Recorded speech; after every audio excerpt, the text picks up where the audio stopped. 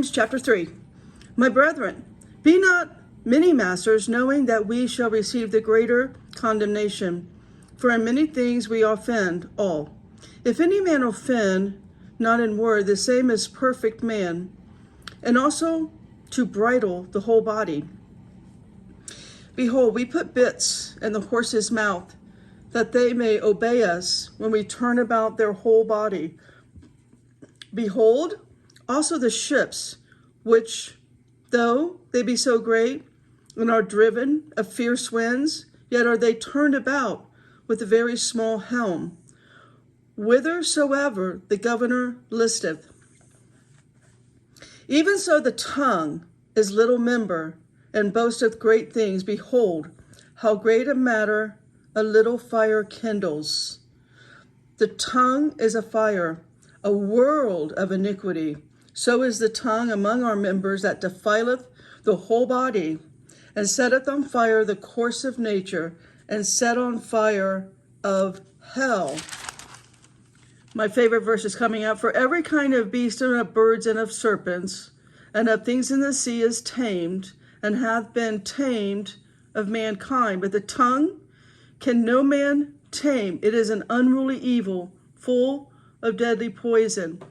Right there, verse 8, what is he doing there? He's talking about how your entire body is controlled by your tongue. So it's the words that you say. It's your words that come out that will defile your entire your entire heart, your entire soul. And so what's going on in the day, in the first church AD, now it's 2,000 years worse now, right? We've had 2,000 years to perfect the performances of lies. That's what's happening. First church AD is corrupted and invaded by liars that just want fame and status and money, the same as the big box churches, pastors, so-called prophets and apostles, and what do they call themselves? Prophets and apostles call themselves. It's the same. What's going on in the days that James is writing his letter is 2,000 years of perfected performances of nothing but status, image, fame, fortune. So that's what's being addressed. Something as small as the smallest member of your body, the tongue, can do so much harm to a large body of people. If you look at, the people, the sheer number of people that follow all these big boxes, churches, all of these pastors, prophets, the social media, if they're on social media with any time of dreams, prophets, whatever they're doing, this is what James is addressing here. It's searing your consciousness, and it's giving you itchy ears that you want more and more and more of this from the second heavens. That's all that is. Psychic performances from the second heavens. And today, everybody's got their ears itching for it. They can't wait for today's prophecies, of which never come true. But they so forget about it because their heart is so hardened. They don't want the word of God. They want the word of social media gurus, whatever they call themselves. And that's what James addressing. It was terrible in the days of James. It's over 2,000 years ago, guys. Wow. All right, let's start with verse 9 here. James 3:9. Therewith bless we God, even the Father, and therewith curse we men, which are made after the similitude of God. Out of the same mouth proceedeth blessing and cursing, my brethren.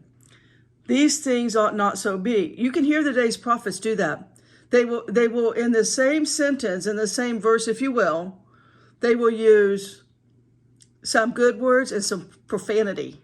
In other words, they use profanity against us that call them out. They will use profanity against us who call them out. Interesting, being done in the days of James, isn't it? Nothing new under the sun. Verse 11, doth the fountain send forth at the same place sweet water and bitter? See, that's today's movement. Today is called NAR, New Apostolic Reformation. Sweet water and bitter. They eisegetically break the Bible apart and make it about storytelling hour. They'll throw a verse out and then they'll rape it. They'll corrupt the verse eisegetically. But it sounds good to itchy ears and seared consciousness. Ah, sounds awesome. Can the fig tree, my brethren, bear olive berries? Either a vine, figs? So can no fountain both yield salt water and fresh? Who is a wise man, endued with knowledge among you? Let him show out of a good conversation his works with meekness of wisdom. You think those big box church pastors have any type of meekness or any type of wisdom? They're threatening. They're controlling. But if you have bitter envy and strife in your hearts, glory not and lie not against the truth. The wisdom descendeth not from above, but is earthly, sensual, devilish. So here, unbelievable. So the wisdom, in other words, it's not coming from Proverbs. Okay, the teachers in the churches, what James is addressing, it didn't come from above. It's not the word of God.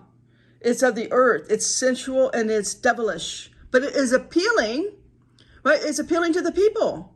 It's appealing to the people, this work, the body of James's work here. It's appealing to the people. That's what he's addressing. So he's doing a blanket address versus Paul. Paul, in all of his letters, is a very specifically to the church he planted and the very specific kind of corruption that invaded. For where envying and strife is, there is confusion in every evil work. But the wisdom that is from above is first pure, then peaceable, gentle, easy to be entreated, full of mercy and good, fruits without partiality and without hypocrisy. And the fruit of righteousness is sown in peace of them that make peace.